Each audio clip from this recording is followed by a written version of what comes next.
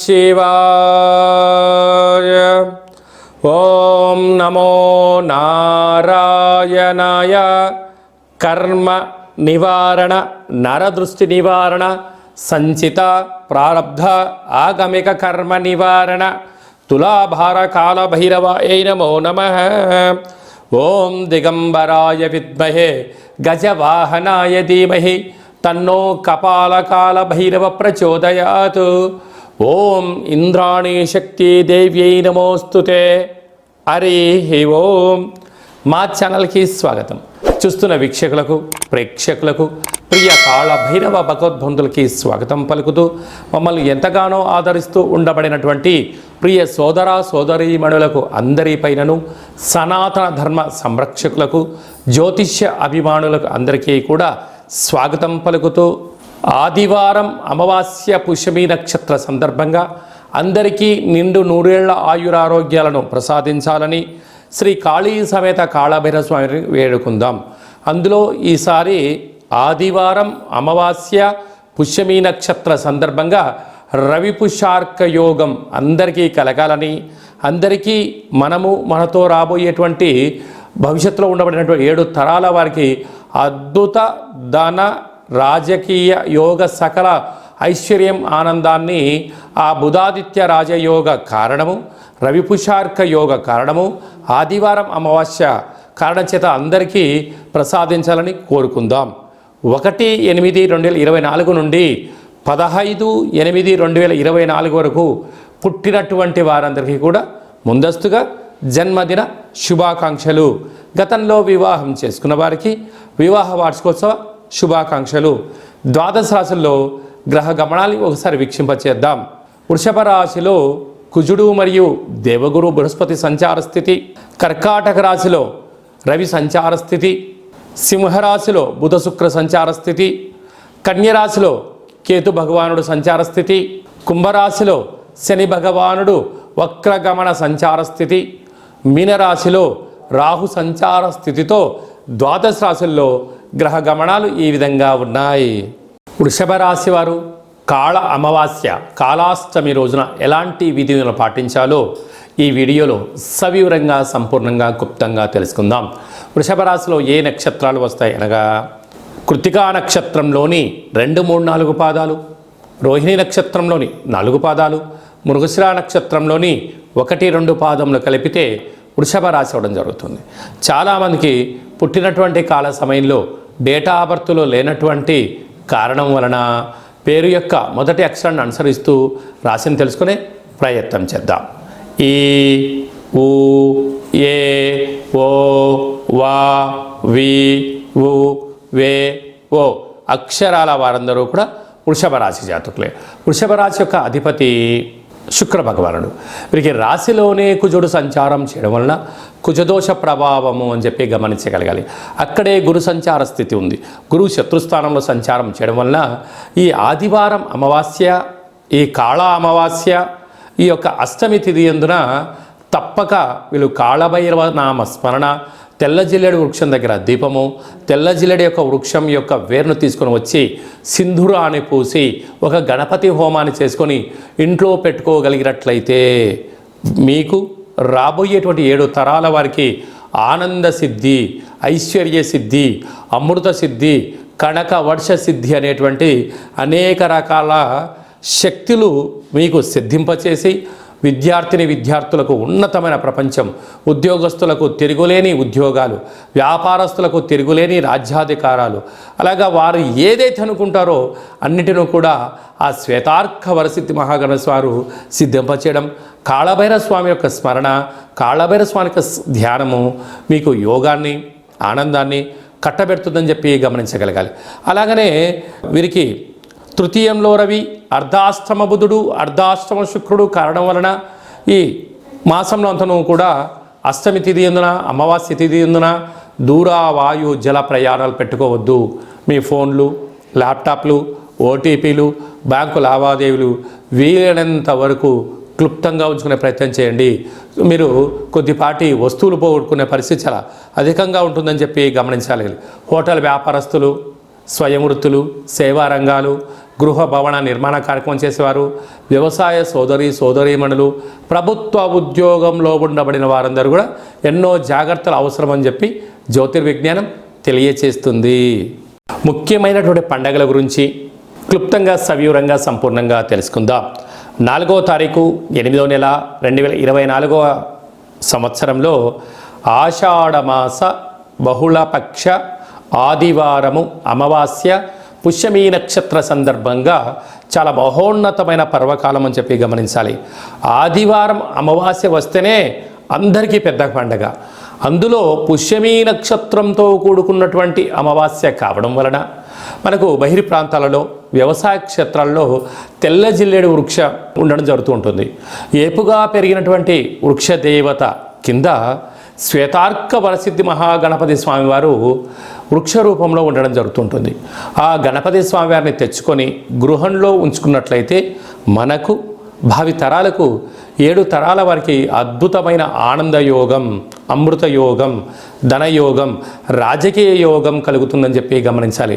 కనుక మనం అమావాస్య రోజు ఉదయాన్నే నిద్రలేచి ఇంటినల్లా శుద్ధి పెట్టుకొని మంగళ స్నానాలు చేసుకొని ఇంటికి మామిడాకులు కొబ్బరాకులను ఏర్పాటు చేసుకొని సూర్య నమస్కారం చేసి సూర్య భగవానికి అర్ఘ్యం వదిలిపెట్టడము, ఒక తెల్ల జిల్లేడు ఆకులలో చక్కెర పొంగలి పాయసాన్ని భగవంతుడికి నైవేద్యంగా ఏర్పాటు చేయడము, సూర్య నమస్కారాలు, సూర్య ఆసనాలు, సూర్యోపాసన, ఓం హ్రాం హ్రీం రౌం సహ సూర్యాయ నమః అనేటువంటి మంత్రాన్ని ఒక 108 సార్లు తప్పకుండా పారాయణం చేసినట్లయితే అద్భుత యోగం కలుగుతుందని చెప్పి గమనించగలగాలి.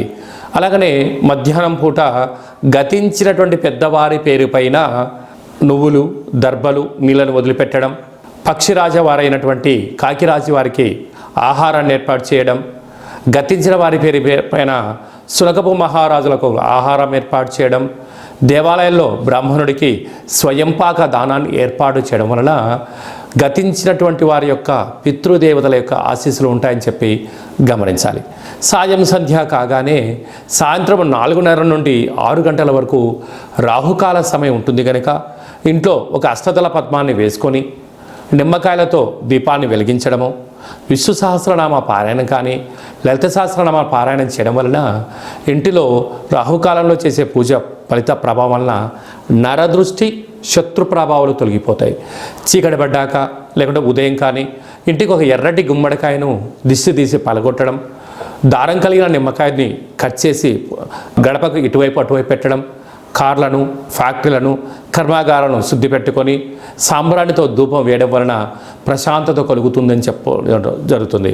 మిగతా రోజుల్లో 1000 జపం చేస్తే ఎంతటి ఫలితం వస్తుందో ఆ రోజు ఒక్క నామాన్ని స్మరించిన కాళభైరవ అన్న, కాళికామాత అన్న, వెంకటేశ్వర అన్న, ఓం నమశివాయ అన్న అద్భుతమైన ఫలితం కలుగుతుంది అని చెప్పి గమనించాలి. ఆ రోజు చేసే పూజ, ఆ రోజు చేసే దీక్ష, ఆ రోజు ఉండబడిన మౌనము మనకెంతో ఐశ్వర్యాన్ని, ఆనందాన్ని మనకు కలిగిస్తుందని చెప్పి గమనించగలగాలి.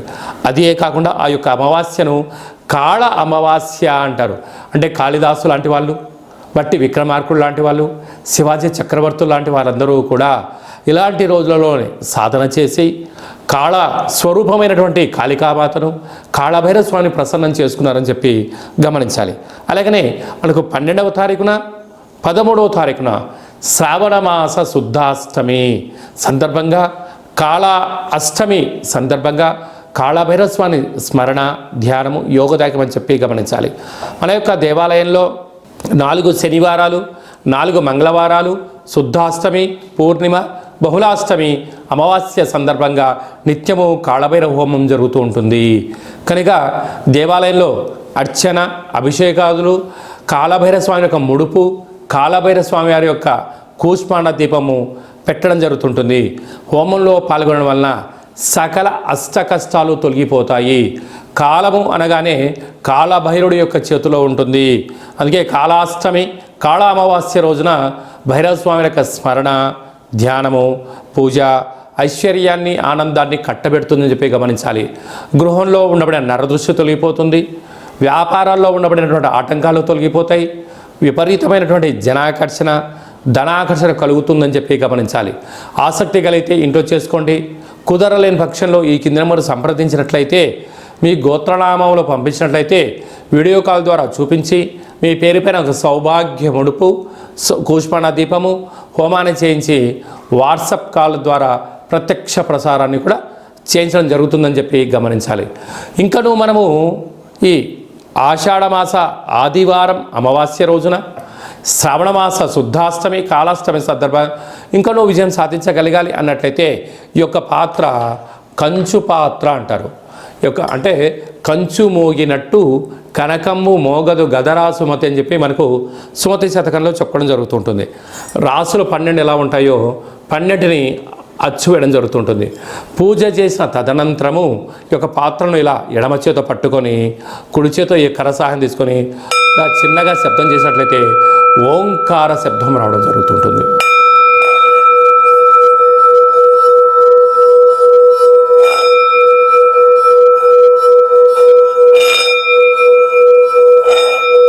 ఈ ఒక ఓంకార శబ్దం ధ్వని వలన మానవుని యొక్క శరీరంలో చక్రాలు వికసింపచేయడం, ఇంట్లో ఉండబడినటువంటి దరిద్ర దేవత బయటికి వెళ్ళడం, గ్రామంలో సంచరించేటువంటి మహాలక్ష్మి దేవత గళ్ళు గళ్ళుమంటూ మన ఇంటికి రావడం, మన ఇంట్లో అమ్మవారు కూర్చోవడం వలన సకల ఐశ్వర్యానికి, సకల ఆనందానికి అపార కుబేర సంపన్నులు అవుతారని చెప్పి గమనించాలి.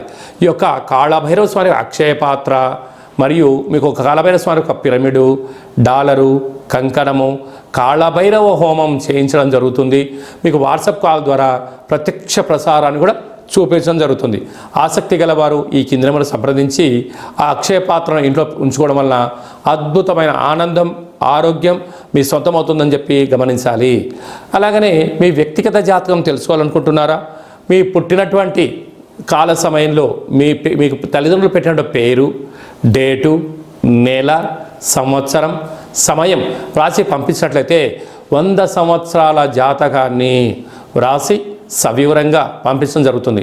మీరు పుట్టినప్పుడు గ్రహ గమనాలు ఎలా ఉన్నాయి, ప్రస్తుతం ఎలా ఉంటున్నాయి, రాబోయే కాలంలో ఎలా ఉండబోతున్నాయో సవివరంగా సంపూర్ణంగా తెలియజేయడం జరుగుతుంటుంది.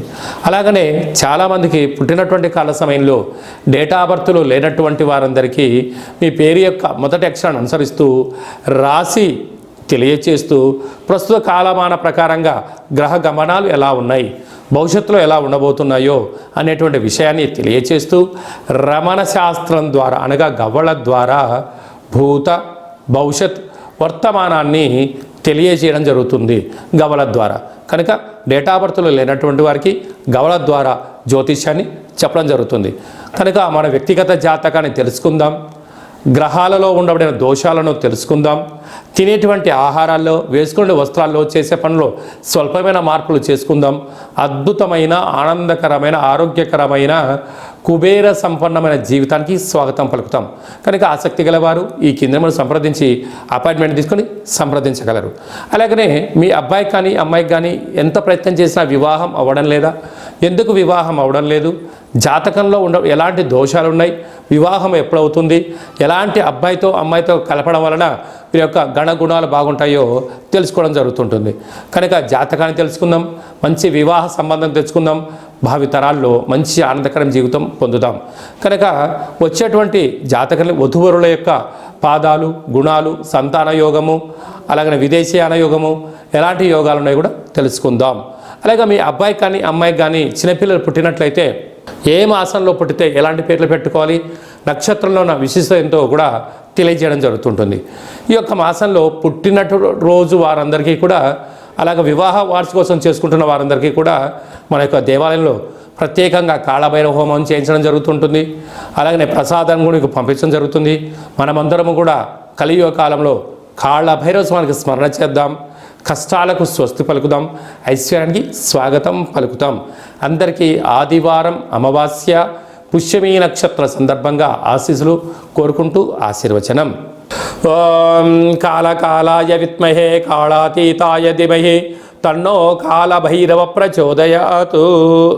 శతమానం భవతి శతాయు పురుష సతేంద్రియ ఆయుష్యేవేంద్రియే ప్రతిష్టతి. ధనం ధాన్యం బహుపుత్రలాభం శత సంవత్సరం దీర్ఘమాయు సర్వే జనా సుఖినో భవంతు లోకా సమస్తా సుఖినో భవంతు సర్వం కాళభైరవ దేవతార్పణమస్తు. ఈ వీడియో మీకు నచ్చినట్టయితే లైక్ చేయండి, షేర్ చేయండి, మా ఛానల్ని సబ్స్క్రైబ్ చేసుకోండి. అందరికన్నా ముందుగా మీ యొక్క వ్యక్తిగత జాతకం తెలుసుకోవాలనుకుంటున్నారా? అందరికన్నా అదృష్టాన్ని, ఐశ్వర్యాన్ని తెచ్చేటువంటి విషయాలు తెలుసుకోవాలనుకుంటున్నారా అన్నట్లయితే గంట సింబల్ ప్రెస్ చేయండి, ఆల్ అనే బటన్ తెలియచేసి మీరు ఎవరి క్షేమాన్ని కోరుకుంటున్నారో, మీ క్షేమాన్ని ఎవరైతే కోరుకుంటున్నారో ఈ ఆధ్యాత్మికమైన సమాచారాన్ని చేరవేసి భగవంతుడి యొక్క ఆశీస్సులు పొందగలరు.